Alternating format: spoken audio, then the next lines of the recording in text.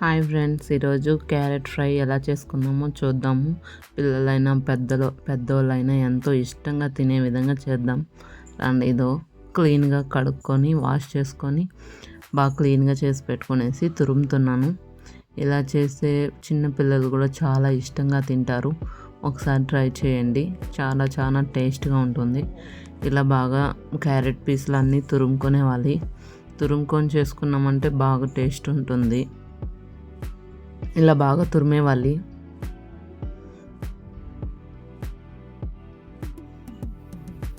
నేను ఎప్పుడు చేసినా ఇలానే చేస్తాను.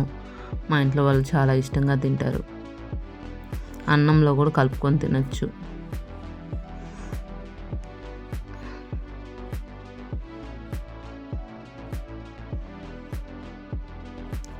ఇదిగోండి, మొత్తం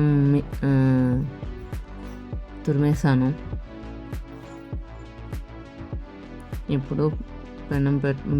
ఇప్పుడు ఫ్రై చేసుకుందాం. ఫ్రైకి కావాల్సినవి ఎర్రగడ్డ, టమోటా, పచ్చిమిరపకాయలు, కరింపాకు, తెల్లగడ్డ, ఈ 3. ఇదిగో నూనె వేసుకొని పోపు గింజలు వేసుకుంటున్నాను. పోపు గింజలు చిటపట అన్నిచ్చి పచ్చిమిరపకాయలు కొన్ని వేసుకుంటాను. ఒక 3-4 మిరపకాయలు అనమాట. ఎక్కువ వేస్తే కారం ఎక్కువగా ఉంటుంది. మళ్ళీ మిరప్పొడి కూడా వేసుకోవాలి కాబట్టి కొద్దిగానే వేస్తున్నాను. ఇప్పుడు ఆనియన్స్ వేస్తున్నాను. ఇవి కొంచెం ఫ్రై అయిన తర్వాత టమాటాలు వేసుకోవాలి.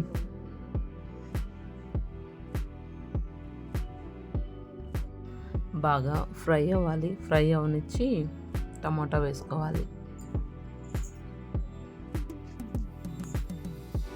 ఇదిగోండి, టమాటా వేసుకుంటున్నాను.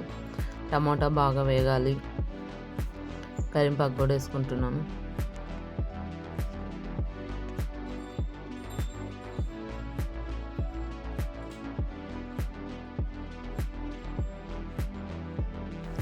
బాగా వేగాలి. ఇప్పుడు బాగా వేగిపోయింది. ఇదిగోండి, క్యారెట్ వేసుకుంటున్నాను. చాలా చాలా టేస్టీగా ఉంటుంది. స్కిప్ చేయకుండా చూడండి ఫుల్ వీడియో.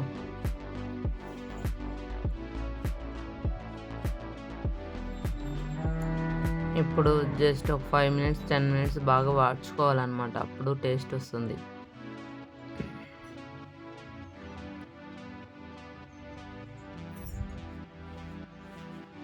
ఇదిగోండి, ఉప్పు వేస్తే కరగదు కదా, కాబట్టి సాల్ట్ వేస్తున్నాను. ఎందుకంటే వాటర్ పోయింది దీంట్లో, ఓన్లీ నూనెలోనే వాడుస్తాం కాబట్టి ఉప్పు వేస్తే కరగదు. అందుకే నేను సాల్ట్ వేస్తున్నాను. పసుపు, ధనియాల పొడి, మిరప్పొడి. అప్పుడే మిరపకాయలు వేసాం కదా, మిరప్పొడి కొంచెంగా వేసుకోవాలి. మళ్ళీ కారం ఎక్కువ అయిపోతుంది. టేస్ట్ కోసం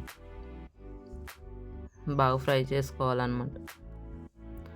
బాగా ఫ్రై చేయాలి. ఆయిల్ కొంచెం ఎక్కువ వేసుకోవాలండి, అప్పుడే టేస్ట్ ఇంకా బాగుంటుంది.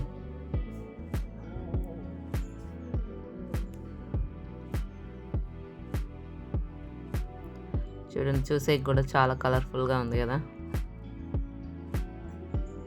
ప్లీజ్ నచ్చితే లైక్ చేయండి, షేర్ చేయండి, సబ్స్క్రైబ్ చేయండి ఫ్రెండ్స్. ఇదిగోండి, రెడీ అయిపోయింది టేస్టీ క్యారెట్ ఫ్రై. చాలా కలర్ఫుల్గా టేస్టీగా ఉంటుంది. నచ్చితే లైక్ చేయండి, షేర్ చేయండి, సబ్స్క్రైబ్ చేయండి. Bye friends.